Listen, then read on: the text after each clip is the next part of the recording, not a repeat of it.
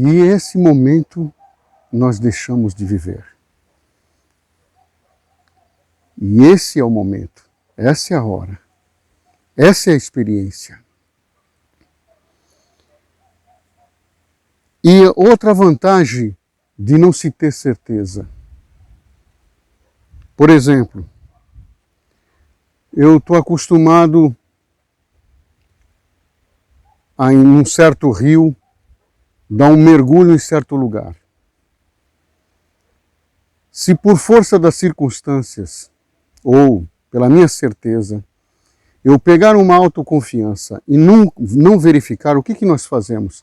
Eu vou pular aqui, nesse lugar, o que eu faço? Eu vou lá, mergulho, vejo se não tem uma pedra, se não tem um obstáculo, se não tem nada que vai me ferir. Isso eu faço uma, duas vezes. Mas a autoconfiança e a certeza, ela te coloca num lugar que você não sente mais necessidade. Mas em algum momento, alguém pode rolar uma pedra para aquele lugar. Ou algum galho ser fixado naquele lugar, pontiagudo. E se eu tenho certeza, com certeza eu vou me ferir. Mas se eu vivo no presente, eu vou lá verificar. Eu vivo na incerteza da realidade. Então, eu não corro o risco de me ferir, de me acidentar. Essa é mais uma das vantagens da incerteza. Quando nós temos muita certeza de uma coisa, nós ganhamos uma autoconfiança e essa autoconfiança pode nos ferir.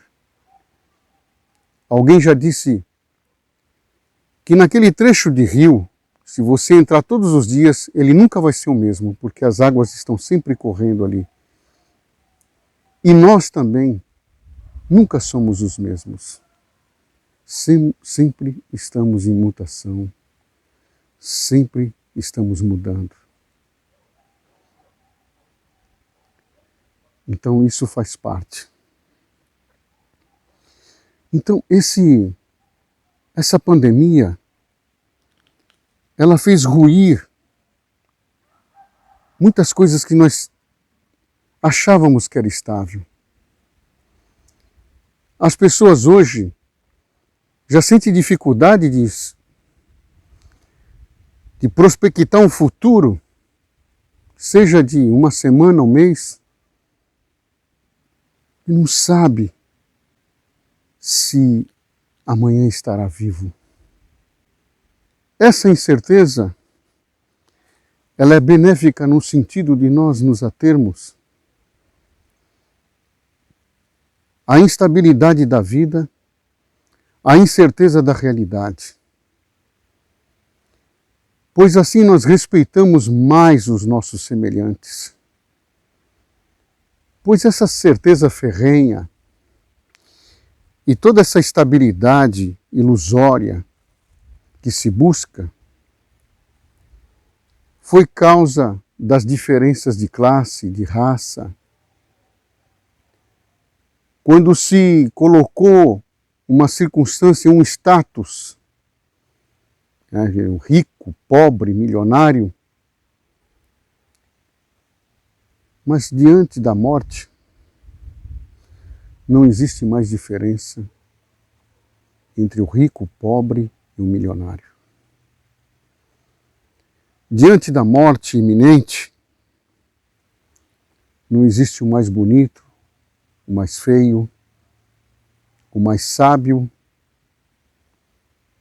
ou o menos sábio. Há uma expectativa. Então, é sobre isso, irmãos, este vídeo. Nesta reunião solene, foi falado sobre isso. E o que me foi passado, e eu sinto a responsabilidade de retransmitir para a Irmandade e para todos aqueles que estão ouvindo este vídeo, esta fala, para meditar pensar,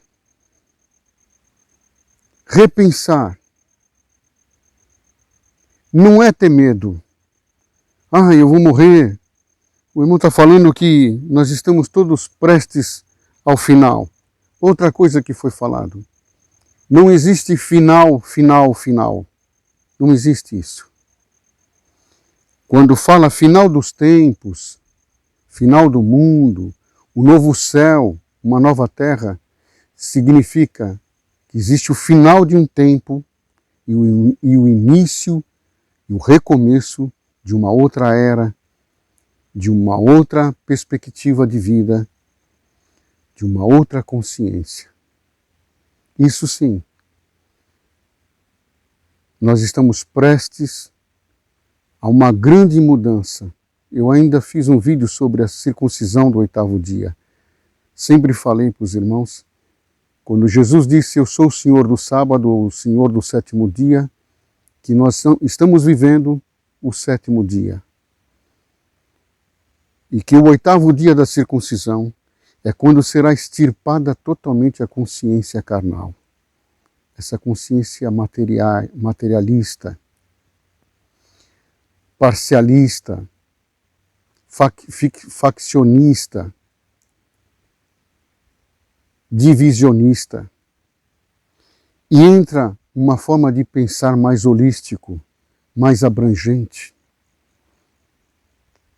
As pessoas hoje gostam de dissecar, gostam de classificar. Para nível de estudo, é interessante você dissecar, classificar, mas para nível de existência, de vivência, de compreensão, é importante nós vermos as coisas de uma forma mais abrangente. Temos uma perspectiva do todo. Tomar cuidado para não fragmentar, porque senão você, como nós estamos vendo aqui, um vegetal como esse, se eu me preocupar simplesmente com uma folha, eu esqueço que ela tem os galhos, tem o caule, tem a raiz.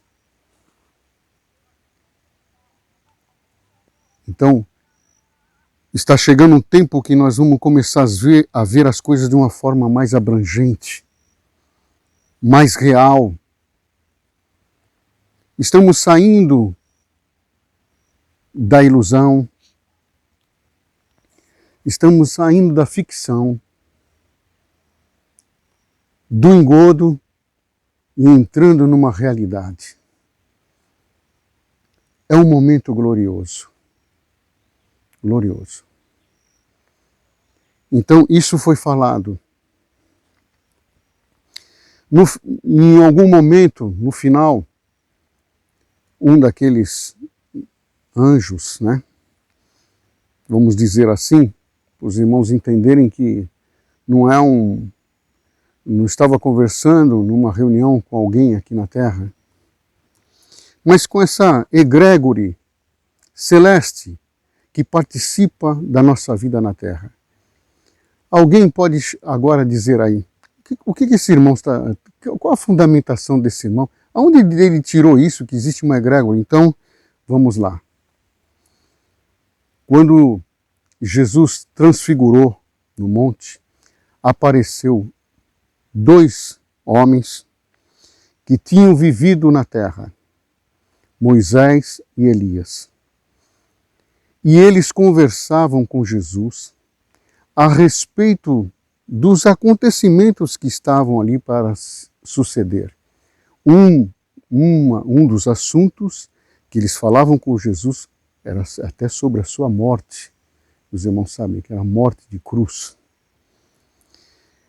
Então, o que Moisés e Elias, que viveram há milhares de anos antes de Cristo, estavam fazendo no Monte da Transfiguração? Muitos pensam que eles estavam ali só pegam aquele acontecimento de que Pedro quer fazer uma tenda para Elias, uma tenda para Moisés, e acham que o Monte da Transfiguração se resume nisso. Não. É impressionante. O Senhor fala para Elias, quando ele ainda estava no corpo físico dele, ou melhor, vamos dizer assim, quando ele habitava a terra, porque essa parte de fisicalidade, espiritualidade, tem que ser melhor entendida. E se nós não nos atemos a isso, vamos cair no erro da certeza de novo. Porque o que nos consta é que Elias foi tomado num carro de fogo. Foi falado para ele que a jornada dele era longa, para ele comer e beber, que a jornada dele era longa. E logo depois ele foi tomado. Alguém pode dizer, Deus mentiu? Não. Realmente Deus mostrou que a morte ou a saída desse cenário terreno não é o final das coisas. Aliás, essa nossa vida diante da eternidade, ela é quase reputada como nada. É um fragmento de tempo, muito pequeno. Moisés, acontece uma coisa com Moisés impressionante. Moisés, na sua morte, é disputado o seu corpo. Satanás disputa o corpo de Moisés com o anjo. E aqui está, irmãos, uma revelação. Qual a intenção de Satanás? E quem é esse Satanás que disputa o corpo de Moisés? Nós já falamos que Satanás é o ego luciférico. É um espírito que luta contra o Espírito de Cristo em nós. Podemos dizer que ele é o anticristo. E ele não está numa pessoa em particular. Ele tem uma necessidade de existir. Podemos dizer que ele foi criado.